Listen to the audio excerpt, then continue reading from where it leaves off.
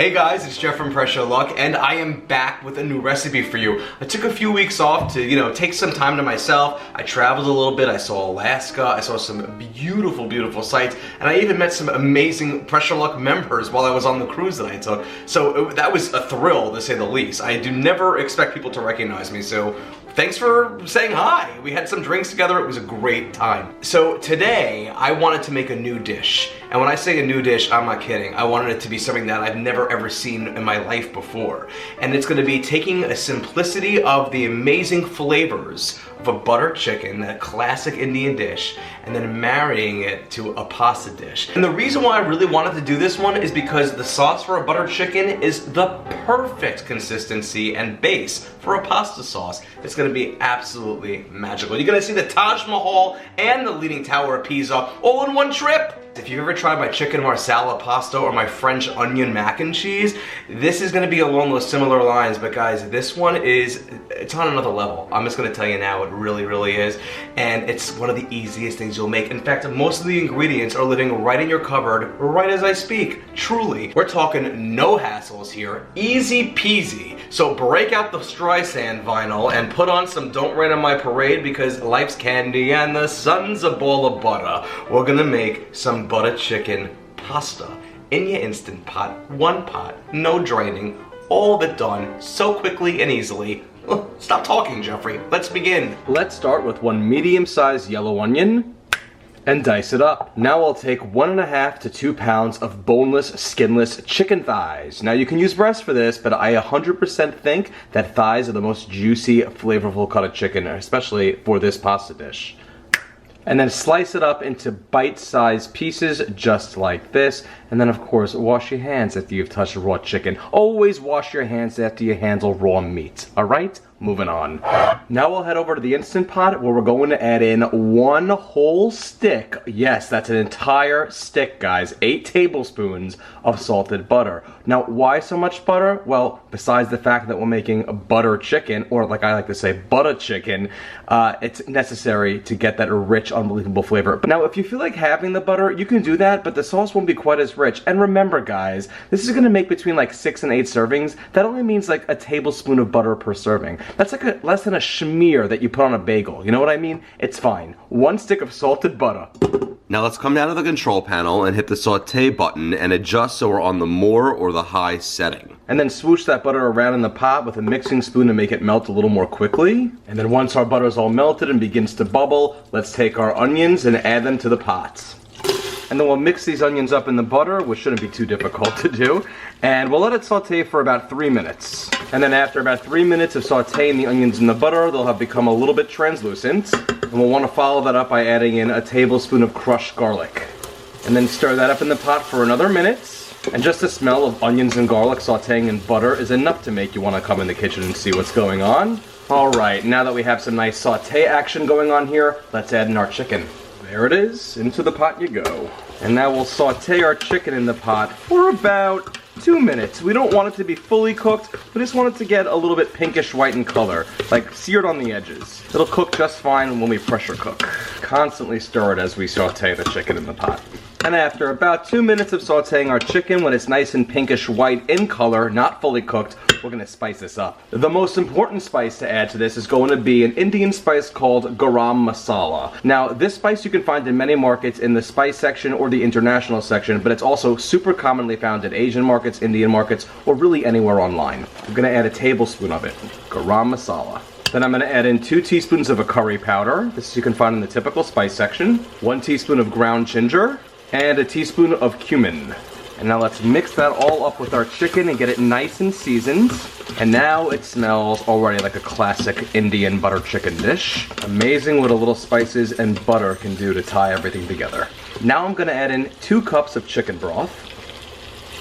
And a 13.5 to 14 ounce can of coconut milk. It's unsweetened. Make sure it's unsweetened. And make sure you get the kind that sounds like it's just liquid in there. You hear that? You don't want the kind that's like thick in there, like a goopiness in there. You want like one that's nice and liquidy already. And we'll pour that in the pot. And let's give everything a good stir so everything gets a little bit combined. And now we're going to add in our pasta. And the pasta of choice here is going to be farfalle, that's bow ties. And if you're Jewish, you use this stuff for this thing called kasha varnishkas, which is the bow ties and barley and onions. It's amazing. But we're not making Jewish food here, we're making Indian food, even though it is like butter, like Barbara Streisand would say, you know? So let's add in an entire box or 1 pound of this farfalle pasta.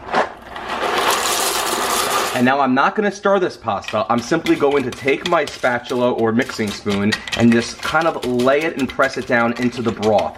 So it's nice and submerged. It's okay if some of it peaks above, or like I like to say, icebergs above the broth. But we just want it to be somewhat that's like settled under the broth. So just take a moment to smooth it all out so it looks just like this when all said and done. Like I said, it's okay if some of it peaks above the broth. This is perfect. Now let's secure our lid and make sure that we're in the sealing position. Now let's come down to the control panel again and hit the cancel or the keep warm cancel button depending on your model. And now we're gonna hit the pressure cook button or the manual button depending on your model. And we are going to go for 6 minutes at high pressure. And now that we're done cooking, let's perform a quick release. And the pin just dropped, so let's take our lid off.